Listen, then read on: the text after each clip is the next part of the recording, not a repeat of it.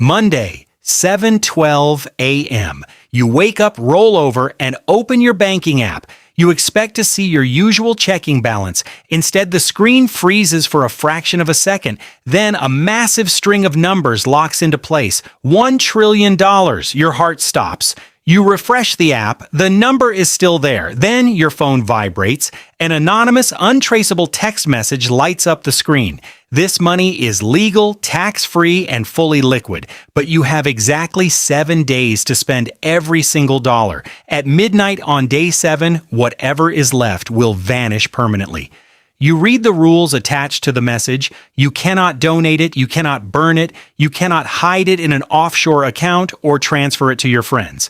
You cannot simply buy stocks or bonds. That is just moving money around. You have to inject it into the physical, real-world economy through actual purchases. At first, it sounds like the greatest dream imaginable. 3 days later, you will accidentally trigger nationwide shortages. By day 7, the economy will be completely on fire because what you are about to discover is that $1 trillion is not money. It is a financial weapon of mass destruction, and spending it is mathematically impossible without breaking the world.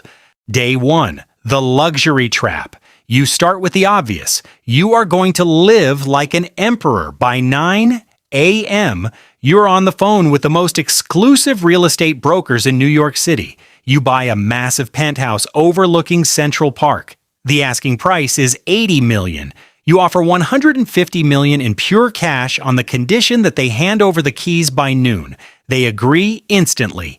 Next, you move to the vehicles. You call luxury dealerships across the country. You buy Bugattis, Ferraris, Rolls-Royces. You purchase a $60 million Gulfstream private jet and a massive 300-foot super yacht currently docked in Monaco. You spend like an absolute maniac for 18 hours straight. You are swiping, wiring, and signing until your fingers cramp. At 2 a.m., you collapse into bed. You are exhausted, but the dopamine high is unimaginable. You pull out your phone to check the massive dent you just made. You spent exactly $500 million. Then you look at the remaining balance, $999,500 million. You haven't even spent 1/10 of 1% of your money.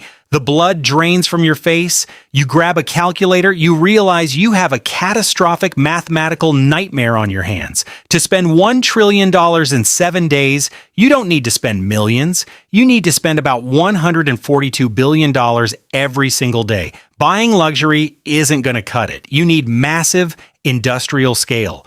Day 2, the paperwork bottleneck. Tuesday morning, the panic sets in. You hire a small army of corporate lawyers and aggressive private equity brokers. You give them a single directive: buy commercial real estate, all of it. You target Manhattan, the Chicago Loop, downtown Miami, and Los Angeles. You tell your brokers to offer 50% above market value for entire city blocks. You want to buy massive residential complexes, towering office buildings, and sprawling shopping malls. Money is absolutely no object, but time is your deadliest enemy. By Tuesday night, you successfully place bids on 300 skyscrapers and thousands of acres of prime real estate. But then you hit a massive brick wall. The bottleneck isn't the money. The bottleneck is the paperwork. Your legal team is physically breaking down. Property titles take time to legally transfer. Background checks, escrow accounts, county clerks, and municipal zoning boards all require human input. The human infrastructure of the American real estate market simply cannot process $100 billion of transactions in 24 hours. Deals that you paid for aren't clearing because the banks and title companies literally do not have enough employees to stamp the documents. You check your banking app. The pending transactions are stuck. You are still sitting on over $900 billion. The money is no longer a gift. It is starting to feel like a curse. Day 3, the supply chain freeze. Wednesday, You fire the real estate brokers. You need to buy things that can be traded instantly in massive volume without waiting for a county clerk in Ohio to sign a piece of paper. You pivot to the raw physical commodities market. You open institutional trading terminals and start buying physical goods. You buy steel, you buy thousands of metric tons of copper, you buy literal trainloads of crude oil, Pacific Northwest lumber, and industrial-grade lithium. You hit the buy button over and over. You are aggressively moving tens of billions of dollars an hour. For a brief moment, you feel like you are winning. Your balance is dropping by the minute. But out in the real world, you just triggered a catastrophic event. You bought the physical copper, but it has to be stored somewhere. You bought the lumber, but it has to be moved. You ask for physical delivery of everything you purchased. You accidentally corner the global market on the shipping containers and the freight trains needed to hold your assets. The ports in Los Angeles, Newark, and Savannah grind to an absolute halt. Cargo ships cannot unload because you have legally rented out every single square inch of warehouse space within a 500-mile radius to hold your lumber. Let's look at what this means on the ground. A mid-sized construction company in Texas goes completely bankrupt by Wednesday afternoon. Why? Because they cannot get concrete or steel. You bought it all, and it's sitting completely idle in a holding yard you rented. You didn't just buy materials, you froze the supply chain of the United States. Day 4, the corporate blackout. Thursday, you have 4 days left. $600 billion still burns a hole in your account.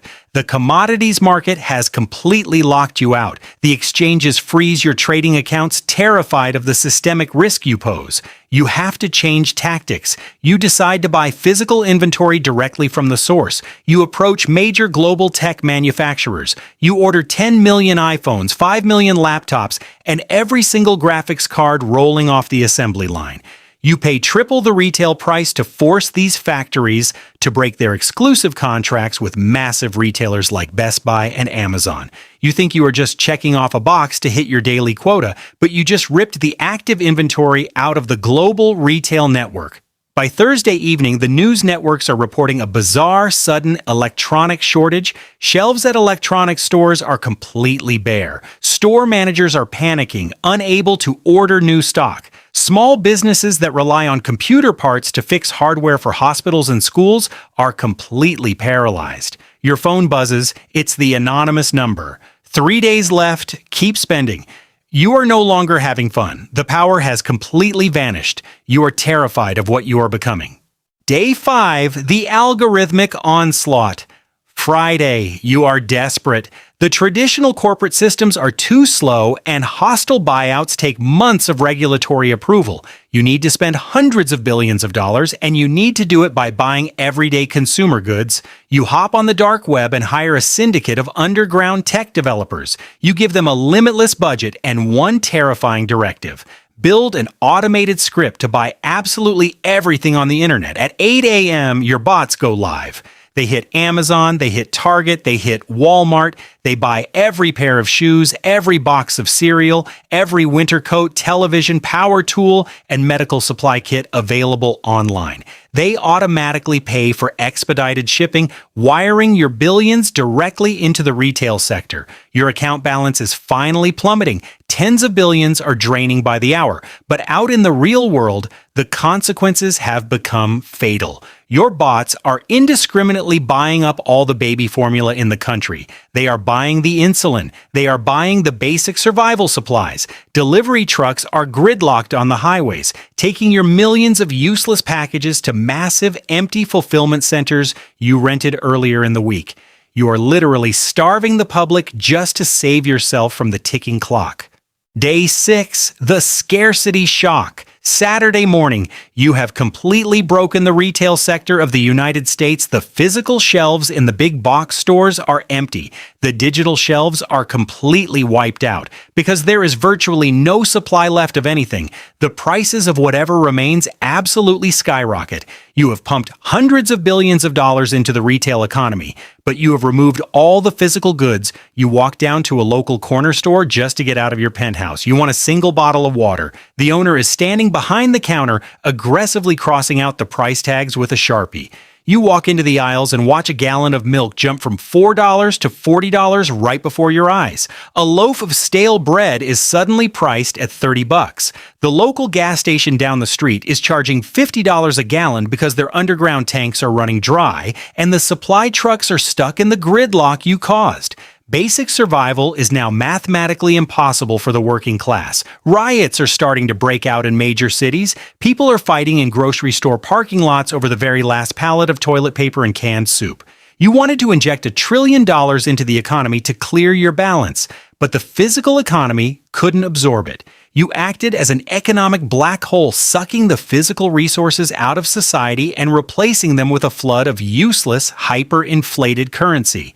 You have $100 billion left and 1 day to go. Day 7, the ruin. Sunday, the final 24 hours. The country is paralyzed. Gas stations are dry. Grocery stores are looted and completely empty. You still have $100 billion burning in your account, but there is literally nothing left to buy. You try to buy a used car off a desperate neighbor just to spend something. You offer him $100,000 in cash for a beaten-up sedan. He looks at the cash, shakes his head, and laughs in your face. What am I going to do with paper? He asks. I can't eat it, and I can't buy food with it. Money has officially lost its meaning. The currency is worthless because the physical goods are gone. By 11 p.m., you are sitting in the dark in your empty, overpriced penthouse. Outside your window, the city is burning. Sirens echo endlessly through the dark streets. You stare at the glowing blue screen of your phone. $42 billion. You failed. You couldn't spend it all. At exactly 11:59:59, the numbers on your screen flash. The balance instantly drops to $0. The money vanishes into thin air, exactly as the text message promised. But the damage you caused is permanent. This is the brutal, terrifying reality of immense wealth. $1 trillion is not money. It is a force of nature. Our physical world, the cargo ships, the freight trucks, the farms, the grocery stores, operates on a delicate, tightly wound balance of physical capacity. There are only so many goods on the planet at any given moment. When you force massive amounts of liquid cash into a system with a fixed physical limit, you do not create prosperity, you create severe scarcity.